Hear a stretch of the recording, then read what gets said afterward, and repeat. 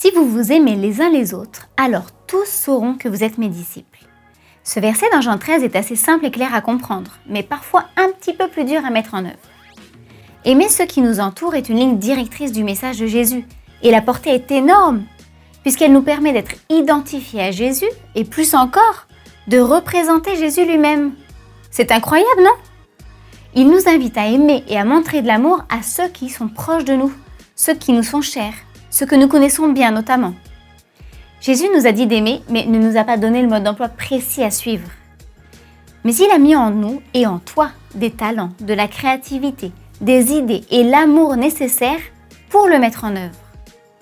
Et s'il s'agit de personnes proches, cela rend la chose un petit peu plus facile pour leur faire du bien et toucher leur cœur.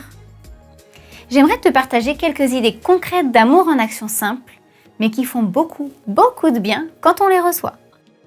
Lors de mon anniversaire de mariage, tombé en plein confinement, nous traversions une période assez compliquée financièrement avec mon mari, due à la situation sanitaire. Et un couple d'amis est arrivé le soir chez nous, avec un repas livré d'un très bon restaurant, pour que nous puissions faire la fête.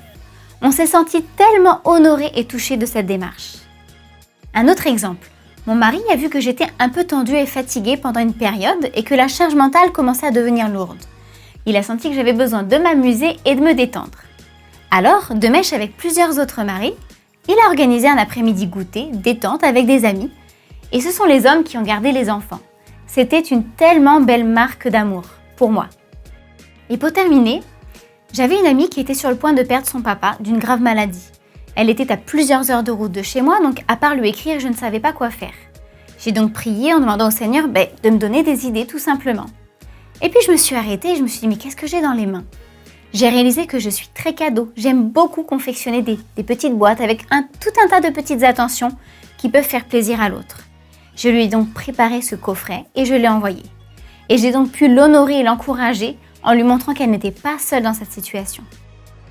Montrer de l'amour à notre entourage peut parfois nous coûter du temps, de l'argent, de l'énergie ou des efforts. Mais waouh, nous sommes tellement récompensés lorsque nous voyons le bénéfice dans la vie de l'autre.